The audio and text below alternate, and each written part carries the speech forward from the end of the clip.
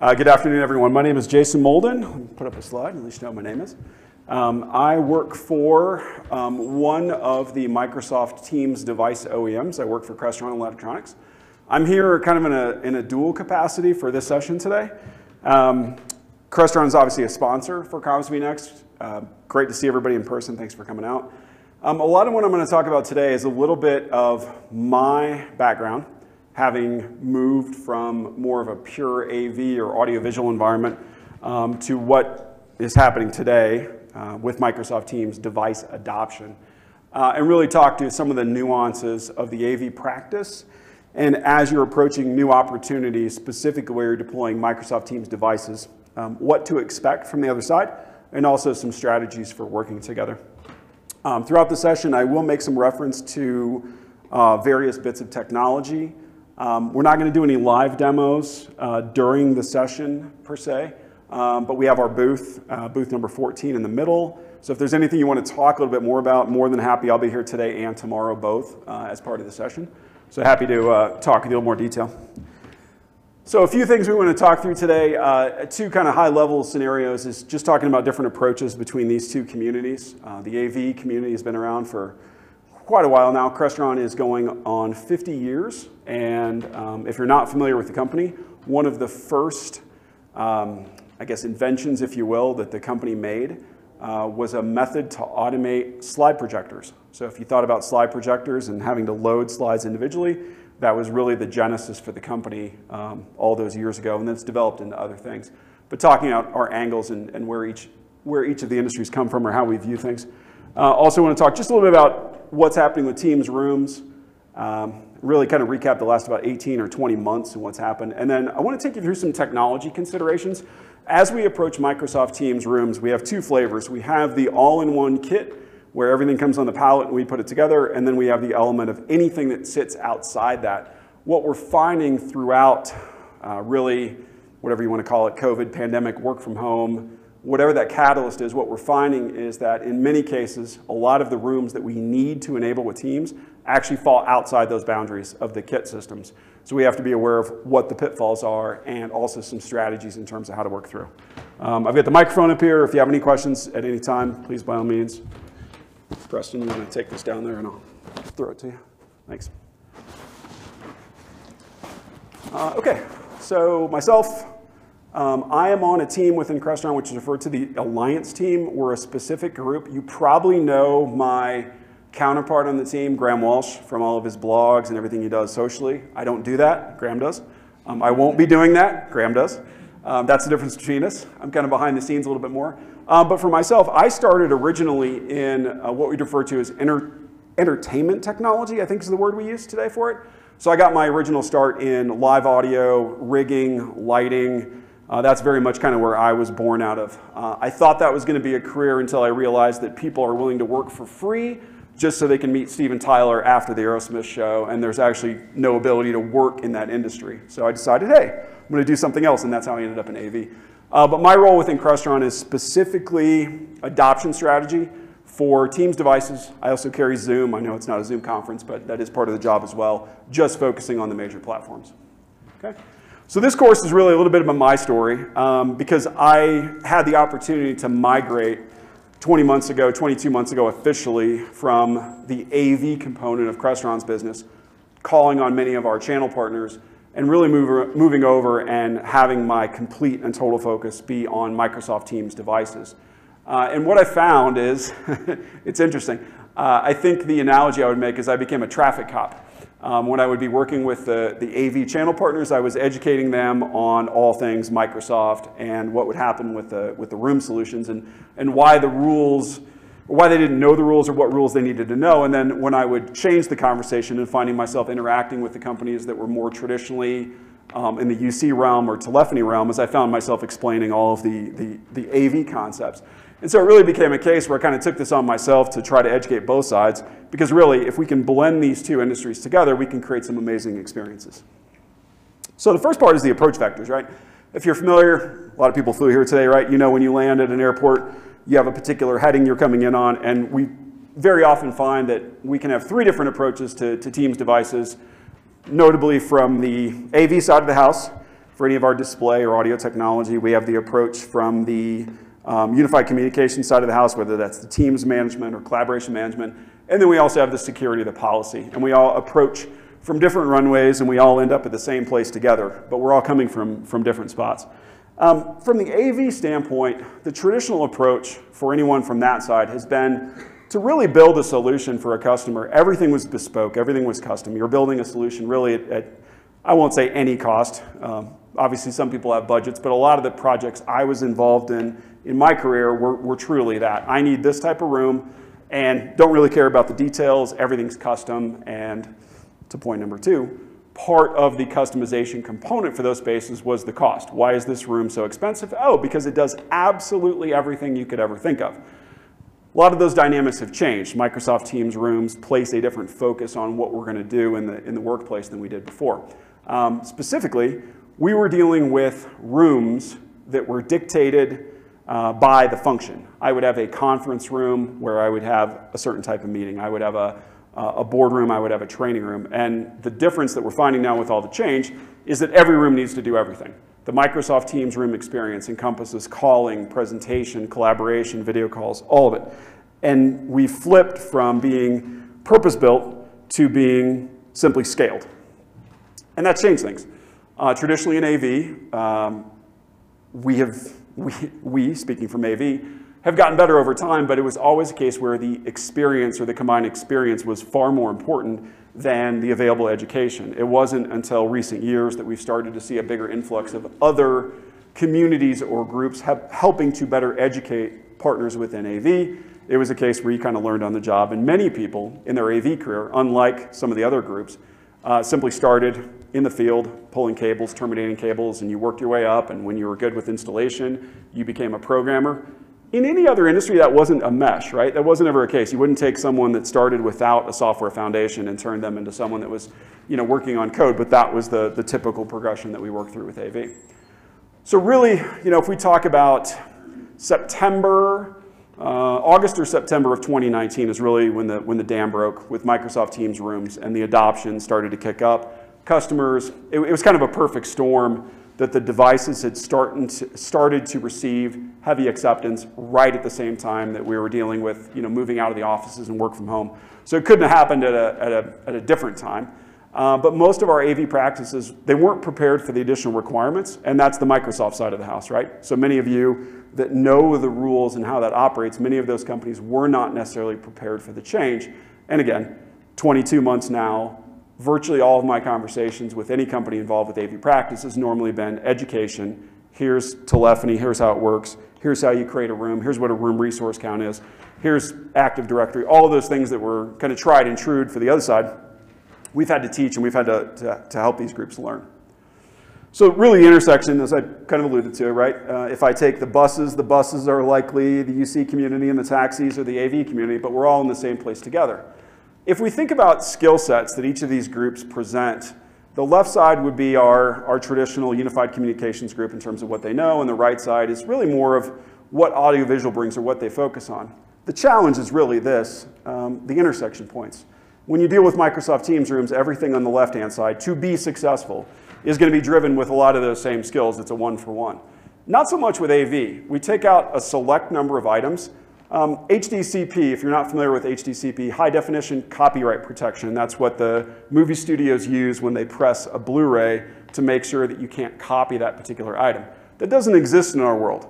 In the side of Microsoft Teams rooms, we don't support HDCP because we're not allowed to transmit that from end to end. Otherwise, I could watch a movie streamed across from another person in a meeting or things like that. We also have regional components. You don't want to take television from Los Angeles and send it over to New York so I can watch a football game or things like that, right? There's plenty of ways people get around that. It's not a function of the team spaces. So a lot of these things that are required or are heavy components, they can apply, but they don't necessarily apply. It's not a requirement. The middle one there, programming languages. If you took kind of a cross-section of audiovisual companies in terms of what their programming or device configuration is based on, don't forget a lot of these companies are writing code from the ground up to create that type of room. There's no direct translation. I can use those to augment, but it's not necessarily something I need. And so you can see we have this little bit of a disparity, and this is why things have kind of moved on that side of the house. Okay? So really, before I talk about the tech, the main thing is, for the strategy standpoint, if you are approaching these conversations, if your customer is looking for Teams devices, and specifically Teams rooms, there's a great wealth of talent sitting on the other side. The customer probably has someone, and it's a matter of tapping into it. But the big thing we need to do is, since 2003, that's the date I can remember, because I remember seeing a banner outside of a trade show, and it said, "Convergence is here." And they were talking about a device like a projector or a monitor having an Ethernet port, that now that's network capable. That's what we perceived as convergence. A lot of cases, what we haven't done is converge the talent. We're still operating in some separate pools, but there's great opportunities to blend the two together. And then, of course, continue the education. Kind of this is something I'm doing. Every time I talk to one group, I want to talk about the other and vice versa. But there's great opportunities to provide better quality systems, create better user experiences if we can blend the two together. Okay? So I identified, this is a common talk track for me, but I've identified 5 key areas that I want to go through today that we deal with when we're talking about the Microsoft Teams room systems. And in order of importance, I want to take you through some of the steps in between those. Each of them, or each item, is critical when we're thinking about a system that resides outside the box, if you will, and not that kit-based solution, but there is some application. So when we think about audio, audio is the definitive answer, definitive line, definitive term that we would use when we're talking about expansion of any Teams room device. If we think about this size room, right, this is obviously a case where we're beyond a soundbar. I can't mount a soundbar up here no matter how great the soundbar is. It's simply not going to cut it for the room. So we know there's that particular space. It's been important to educate both sides that of all the elements of Microsoft Teams rooms, audio is the one you simply cannot argue with, you cannot negotiate with. It is a certified device. I know that we all hear this, right? Microsoft use certified devices, right? This is the one where that's 100% true, where there's no negotiation. It must be a certified solution. The reason why is behind the scenes, from a technology standpoint. If I have a third-party device, no matter what it is. If I went to take a look at any of the vendors that are out here with hardware, right? Let's take Jabra, for example, has their new soundbar. That particular device must be Teams certified so that the software application running on whatever device it's communicating with, whether it be a laptop or a room system, the certification allows the solution to hand off a concept which is called acoustic echo canceling. Now, the way echo canceling works, if you think about a room and I have speakers and I have a microphone, if not treated properly, what will happen is that microphone will pick up my voice coming from the far end, from the other person's speakers, back into the room, and now we have that echo loop, right? So anytime you hear that, that's what's going on. AEC does not work correctly without a certified device. So if I take a device that's non-certified, I can end up in a state where the two are effectively arguing. The software client, again, laptop or device, and the hardware device could both try to enforce or use their own algorithm, and no one's really in control. That produces a different state where we can end up with no audio because they're both canceling each other out, and we end up in a case where the customer has absolutely nothing coming through the system. Normally that's, okay, go to the rack, reboot the system, turn the power off. No, actually, it's working exactly how it's supposed to, and it's not the intended effect.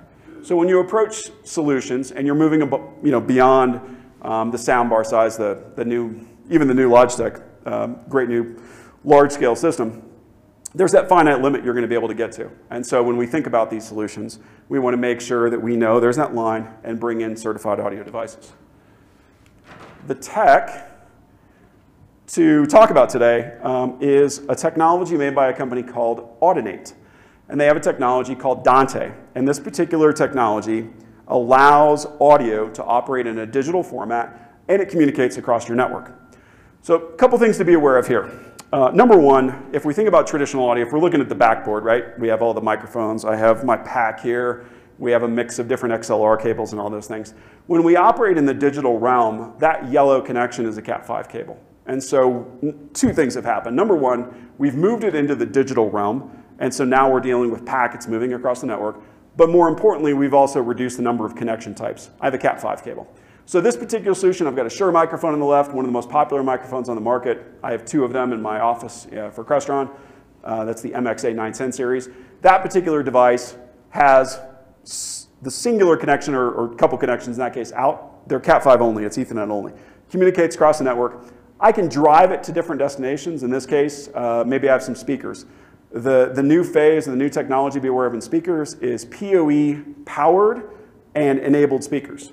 So if you think of your conventional lines, we would have run the speakers where you have speaker cable. We don't need that anymore. We're now in a Cat5 realm, and that same Cat5 can deliver the power to the speakers.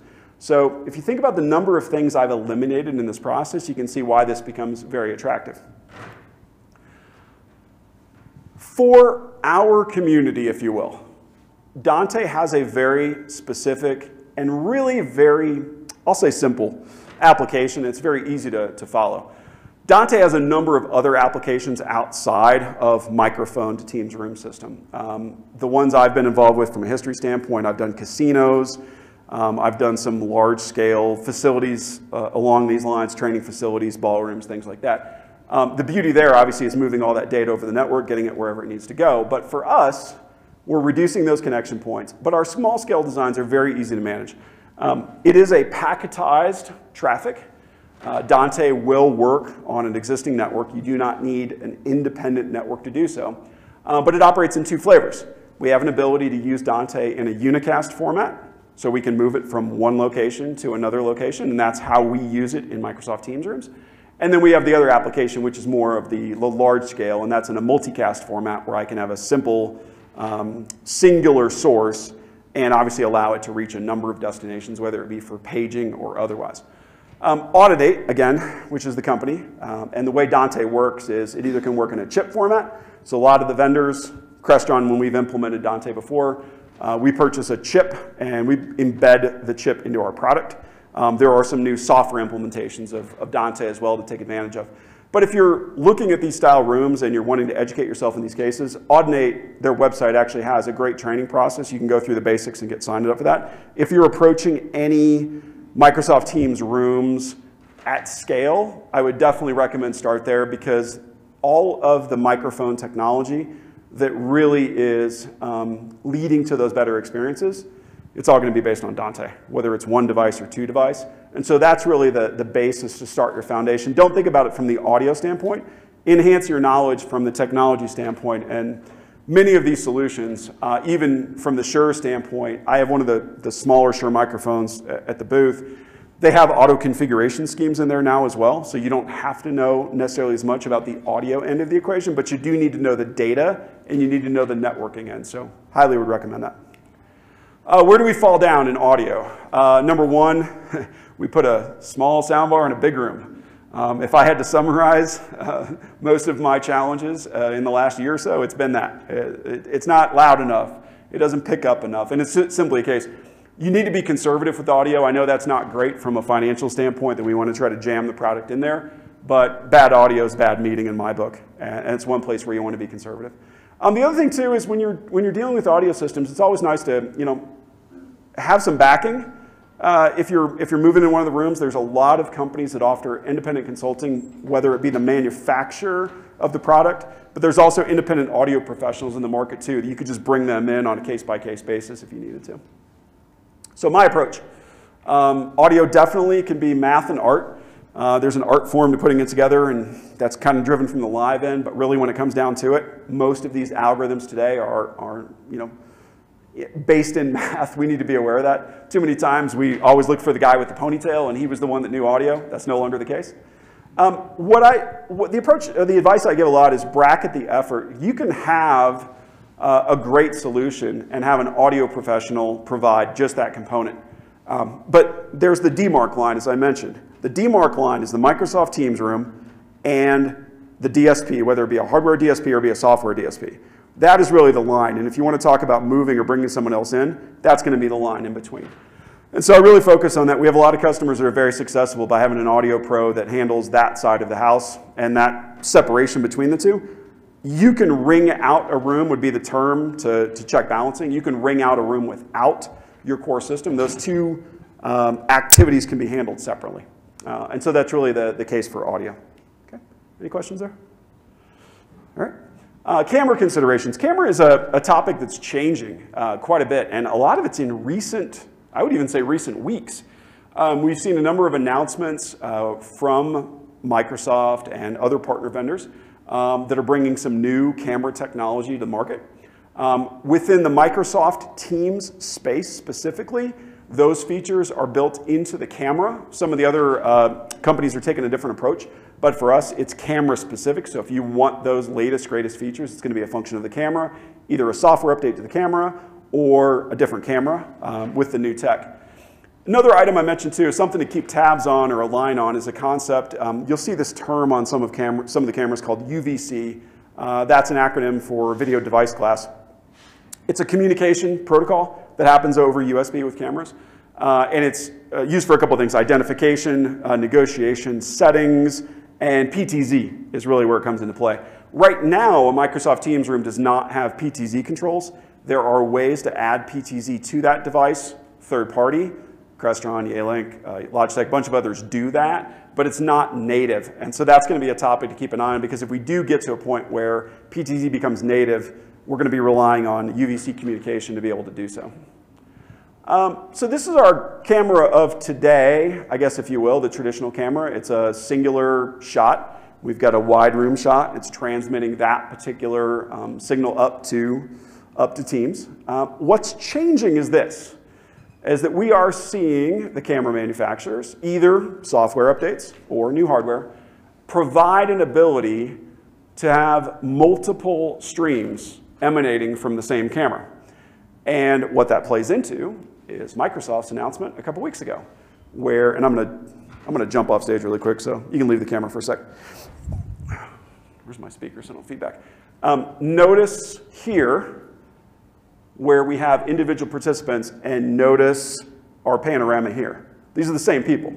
So in this case, what's happening is that camera is outputting a singular, or this kind of or panoramic view, I guess you'd call it, of the room. But within the room, the camera is doing the hard work, and it's identifying each individual and bringing them up into the shot.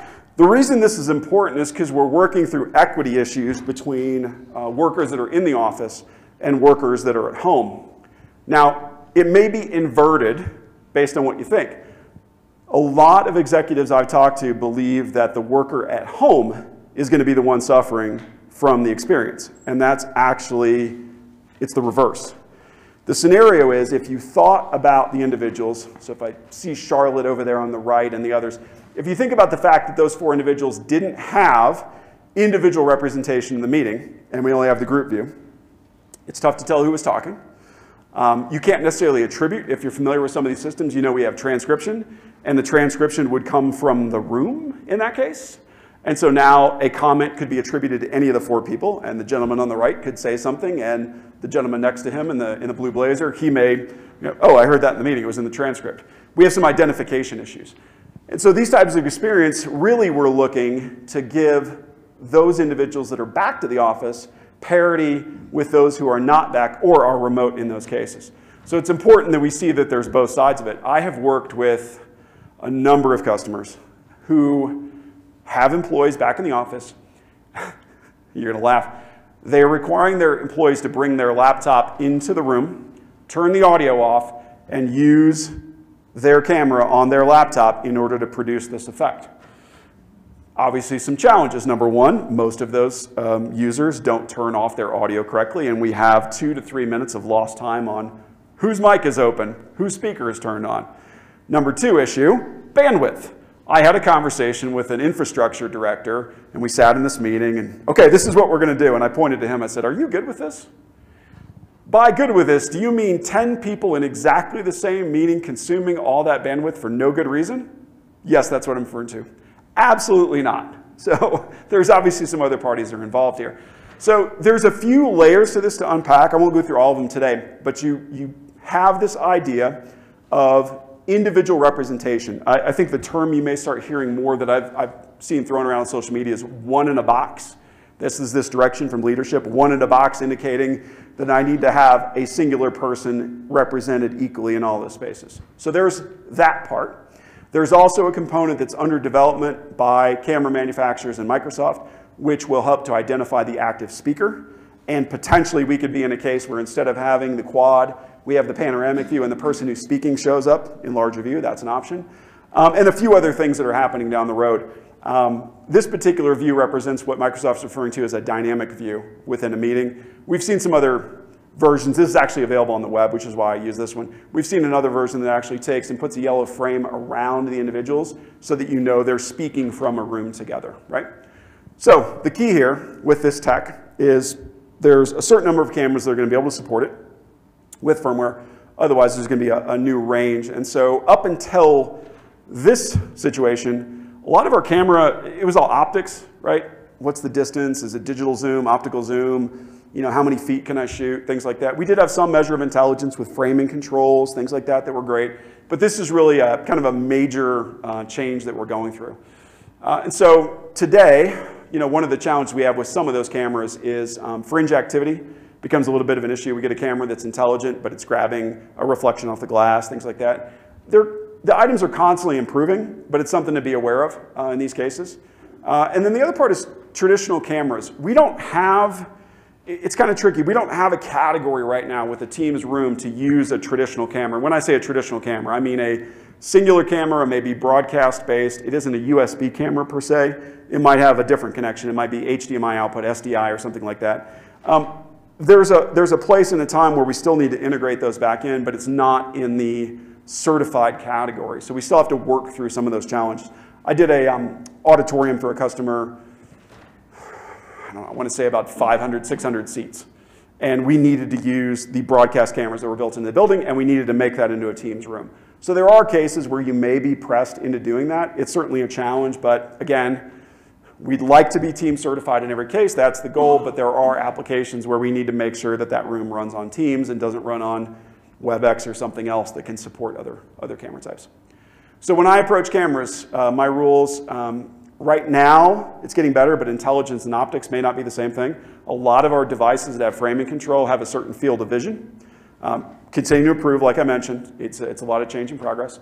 Always go for the intelligent cameras on any new install. That should be because you've seen these features, right? You saw the slide, what Microsoft is promoting and talking about. Look that for any new install. And then remember, the last part, if you do have to integrate existing cameras with other video types, it is possible, but there is no certified category for it, so you kind of have to get into the gray a little bit to deliver that customer experience. Okay, am I doing on time?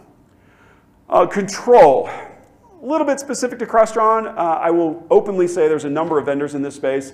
If you look at Microsoft Teams rooms, Crestron, QSC is a heavy player in this space. Extron is not in the Microsoft community, but they are used by a number of the vendors to be able to do so. And the idea with control is we're really adding automation is maybe a better word when we talk about these systems.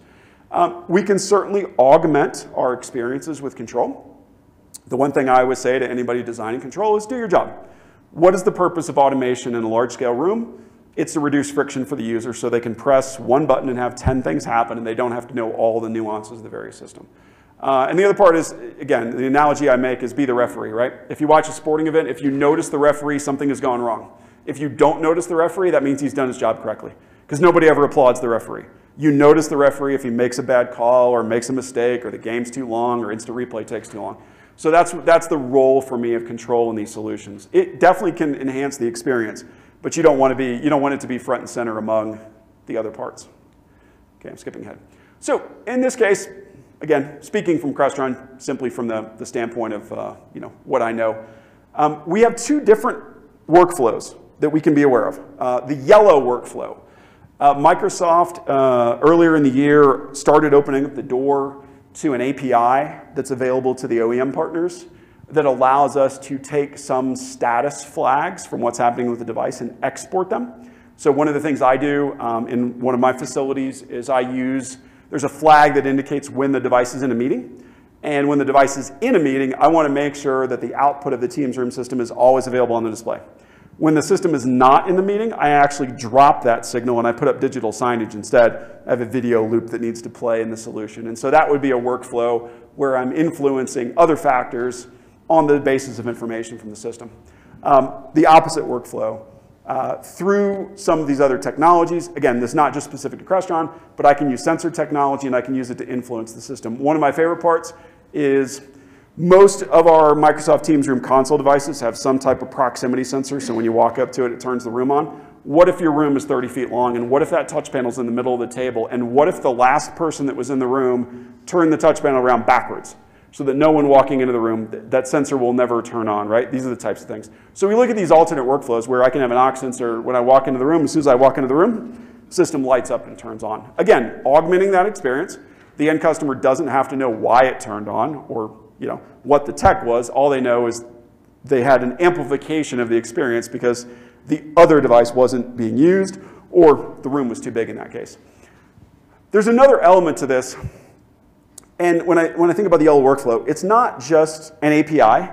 I think sometimes we get fixated on having the hooks, and we say the word graph all day long. When we think about this scenario, there are other things we can also use. We can use electrical signals. I can use the output of a Microsoft Teams Room compute device, and I can use that 5 volts, or I can use that sync signal, and I can see, is this system outputting 1920 by 1080? There are other factors that we can use. It doesn't have to be an API. So we can design and we can imagine some of these workflows without necessarily needing to write code in those cases. Okay. What are our pitfalls here? Number one, being competitive, right? We don't want to do this. I've been in a lot of situations where a customer had an existing phone dialing system, and they tried to make it coexist with the Microsoft Teams Room. So instead of having that nice dial pad on the display, you would actually have to go to another page, and then you'd have to control the dialer, and it wouldn't look like Teams, and now I have to write extra manuals and things like that. A lot of the friction is created if too much control is applied with the solution. So we always want customers to go back, right? Maybe you can't integrate the Microsoft Teams Room with your particular audio system because there's no direct routing control or things like that. There's still a case where you could say, you know what, it's a room. How much am I using the phone at this point? What am I doing with the phone? How many outbound calls am I making? A lot of customers are deciding too, they're not integrating their rooms anymore. They're signing their rooms up for the native or the direct Microsoft licenses, and they're allowing their SIP environment to continue to coexist elsewhere, and they're just not concerned about their rooms. That's a common trend. The other thing with control too is in many cases we're inheriting a room. This room was built years ago, and I'm making it into a Microsoft Teams room. A lot of times we carry over functionality that's not needed anymore. Do I really need the overhead projector in the room? Nobody uses that anymore. So we end up in these crazy workflows where we built all this extra control to try to maintain something, and we've not actually asked to find out if it's even a feature that they're using anymore. Question, or are you stretching?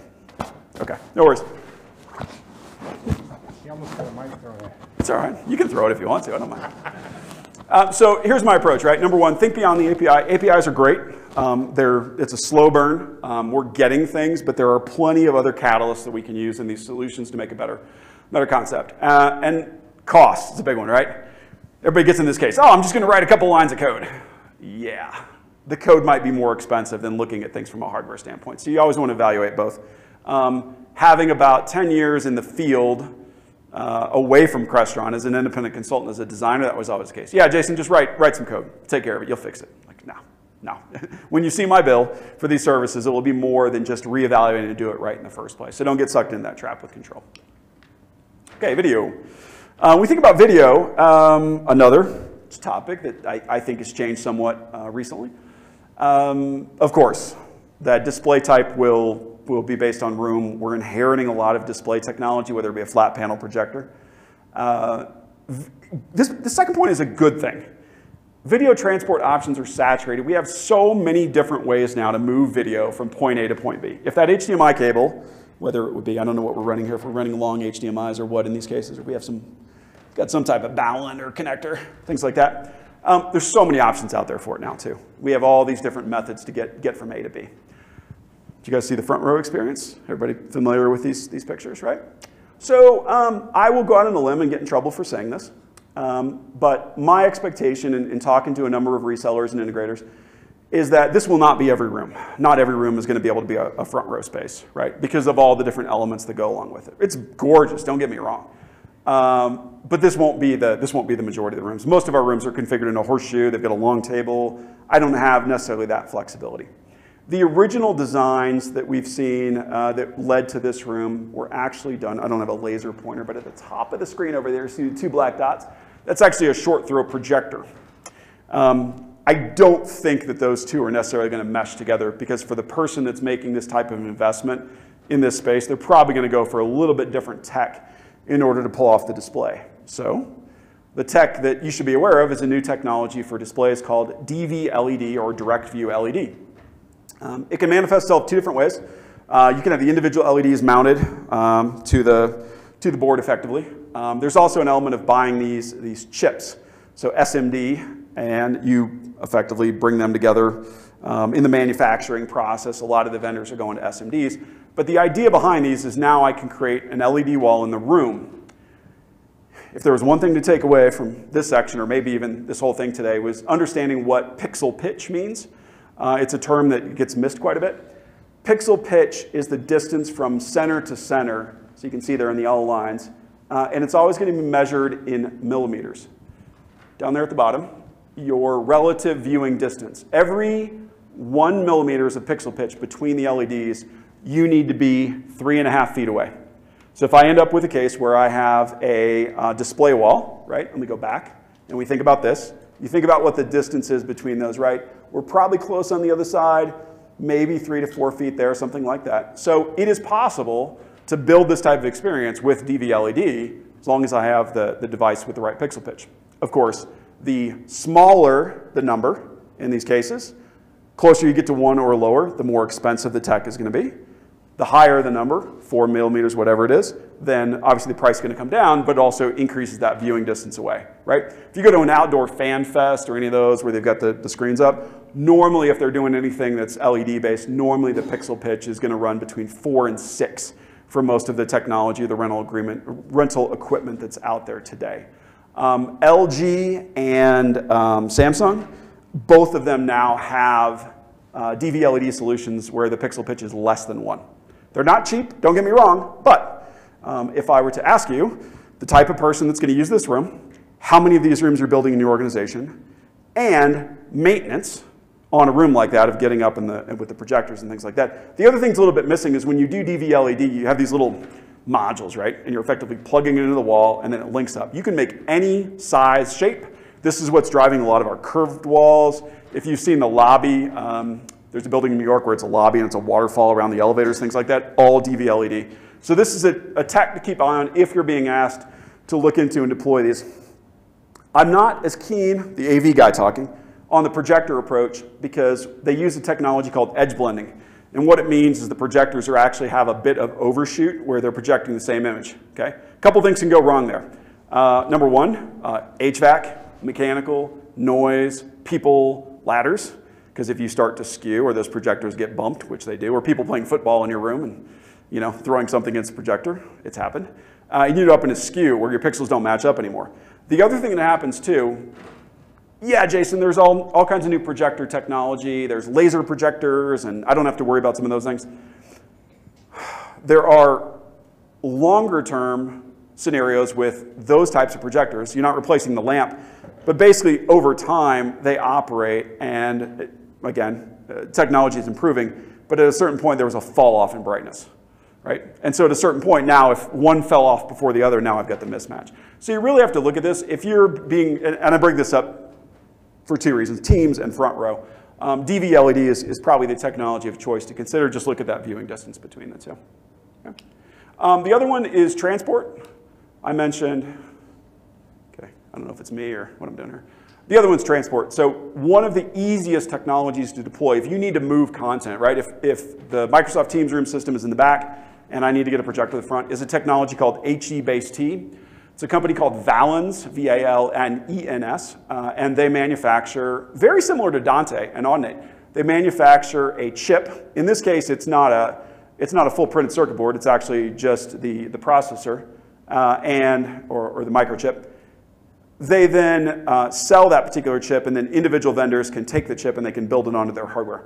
It's one of the easiest technologies. It carries multiple signals over one Cat5 cable, and it's kind of reached a saturation point with adoption for video transport. So if you're looking, how do I get my video from A to B, there's a number of ways to do so. You'll see HD-based-T on the device, but it's a single connection between the two, but it does all those different things. You can even carry power. So if you have a device that's at the desk and it has power, the device that's at the projector doesn't have to have power. So you think about management, the ability to reboot the device, things like that, it's a little bit easier. There are a number of other solutions. There's a lot of buzz around video over IP solutions, higher bandwidth scenarios. But again, really you want to go with something that you're comfortable with. Display tech can't overcome all of our environmental conditions. Lights, right? I have a projector, I have lights. I can get the brightest projector in the world, and if I have light shining directly on it, or I have glass windows, like there's only so much you can do. So there's always a balance there between them. The other thing too that's a trend that has come up quite recently, Jason, I'm in the office, and you know, it's just not as good as being in front of my 24-inch monitor at my home office. I'm like, yep, I understand. That tech that's in the room, that's not the same experience. So we have a lot of people that have been sitting in this case. I've been at home and I've been looking at this, you know, ultra bright laptop, OLED laptop, whatever it might be. I've got my Mac, whatever it is. They're used to that. They're back to the office and they're looking at a projector. It's not going to be the same experience, but we're finding as people are starting to realize, okay, part of that return to work is trying to maintain that consistency. Camera's part of it, but also display brightness and where I'm viewing becomes a key part too. So my approach, if you're distributing video, pick a transport. HDBaseT, like I said, is by far the simplest. And then we still have to do the job. This is more of an AV task. We still have to go through those regular analysis points. How far away are you? When I gave you that 3.5 feet away, if the pixel pitch is 1 millimeter, we still have to make the calculations. A lot of times I see we just run those over in some cases, and then customer has eye strain or can't read the Excel chart because it's too far away. All of those things still apply. We still have to do those. Teams didn't change any of that. If anything, it's going to make it a little bit worse. If you think about that front row experience and you think about the chat, right? I'm going to need some level of acuity there on the chat to make sure I can read that. Okay? If it's too far away, I can't read it. Like, there's all these factors we need to think about. This is beautiful, but there's a lot of work that goes behind the scenes into making this an effective experience. We just have to be aware of that, right? Because it's on us. All right, so that's video. All right, so the last one I'll wrap up with is user interface considerations. When we think about, and I'm going to say user interface, not user experience. Because in a Microsoft Teams room, we know what the user experience should be like. I can walk from Crestron to Logitech to Yealink to Audio Codes to Poly, and I have the dial pad, I have the present button, whatever it might be. That's always going to be the same. So the experience of walking in, touching, or being able to use my phone, that's the experience. But specifically the interface, we run into a couple things with the interface. Traditionally, we had this relationship that this room that cost a lot, I needed to customize it. I need to feel like I got something for this. It's my room. It's got my name on it, whatever it is. We also run into the challenge with traditional video. If I take a 323 codec, a Cisco, maybe it's an SX80 or something like that in the rack, those devices were part of a solution, but they weren't the solution itself. And when we take one of those rooms and we adapt it to a Teams room, obviously the priorities are changing a little bit. And lastly, passive interfaces. A user interface doesn't have to be a touchscreen. As I mentioned the sensor earlier, that's another place where we can add value. So we think about tech we should be aware of, right? This is a picture. How many people love the Cortana icon? How many people had a really good week last week dealing with questions on the Cortana icon? I did. Traditional Microsoft Teams room interface, right? I was watching Dune as this was on the other night, so you can see why the name is. The vendors, the OEMs, we have a method by which we can allow you to temporarily exit. And so when you configure this, the little button pops up, and I can allow you to escape, and you can move over to an ancillary screen where I can put in controls. That is all dictated by Microsoft. This is dictated by whoever's configuring the room or who's adding programming, things like that. That's something I built a while ago in a demo. But we have this idea that we can move from one to the other. But the key point about this is looking to make sure that the Microsoft interface is always first. We can do these things. If I don't touch anything, it'll time out, it'll go back, so the next person always knows that is the interface that everybody's going to see. So be aware that's available, but it gets used in a very protected way. The other thing that we also have to keep our eyes on is that we're about to go through this large change with applications. And some of those mechanisms are going to be routed through. This is the Microsoft Teams scheduling panel. Everything down there in the bottom corner is what's referred to as a line of business. So these are applications either that you'll be able to select from Teams itself, your Teams tenant, or you'll be able to build applications and fill those out. It is a topic that our side of the community needs to be aware of, because the expectation is at some point this app-based functionality is going to influence this. And so we're going to be moved into an app development category for the ability to extend these devices. So we want to keep tabs on that. I see a lot of rooms that have 2 touch panels. It makes me ill because the customer would never know which one to walk up to, which one do I control. It happens more than you think. And the other point of friction that we still have is this king of the mountain concept, is I want to have a generic room and I want to go to Teams. Nope, that's not the case. The rooms are Teams, and then you could do something else if you needed to, but you're going back in. We still have a lot of struggle and fight over that in terms of making sure that the Teams interface is first and foremost. It will always be on top. It'll always have that top Z order, as we call it, X, Y, and Z being our layering. It'll always be there. It's just something we have to work through, is that there's a lot of cases where customers have had interfaces that had audio conferencing, video conferencing, present buttons. So we have to move them over, and this is at the user interface level. Customization, we've done this a lot with customers. Some like it, some think it's kind of a gimmick, but we've done some customization on systems to help customers get through adoption. An example would be change your front of room interface, put some instructions up. But non-competing interfaces, when I say non-competing, like a keypad, something simple, that can also add value where the customer doesn't think that's the case. You can mount a keypad at the door, and that may be able to wake the system. Again, you're not taking away from the Teams room experience. All right, so my conclusions, wrapping up from the session, since we're about time there. My timer's telling me to hurry up. Most valuable when we defend the user interface. Everything we do to augment a Microsoft Teams room has to sit behind the Microsoft interface. It's in addition to, never in competition with. If we can find ways to leverage our best partners and take our tasks like audio configuration, like video configuration, or whatever that might be, and package them, we can be very successful and want to take the best of both worlds, right? I see a lot right now where we have a lot of talent on either side, but we haven't blended the two together to really make some of the front row experience is what is driving a lot of this for me. That is the confluence where both AV and UC are really going to need to be together, because one party cannot pull that room off by themselves. It'll take both in order to have that type of experience. And in talking to end users, everyone is in love with that idea.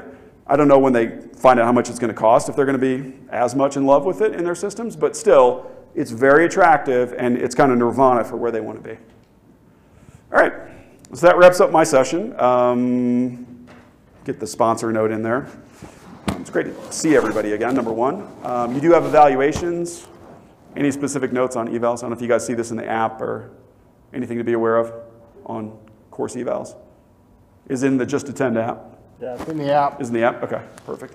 Okay, just make sure you do that. And if we want to go into more technical detail on some of these, like I said, I'll be around the next couple of days. So if you want to dive into anything else more specifically, I hear there's an opening in Chicago for the Skype user group. Have you heard this, Tom? Yeah, I heard there's no one running it right now. So maybe it's a great time if you're in that area to get involved. Any questions? Otherwise, thank you for your time. And like I said, we'll be around. It's great to see everybody in person. So I'll wrap with that. Any questions? Good? Okay.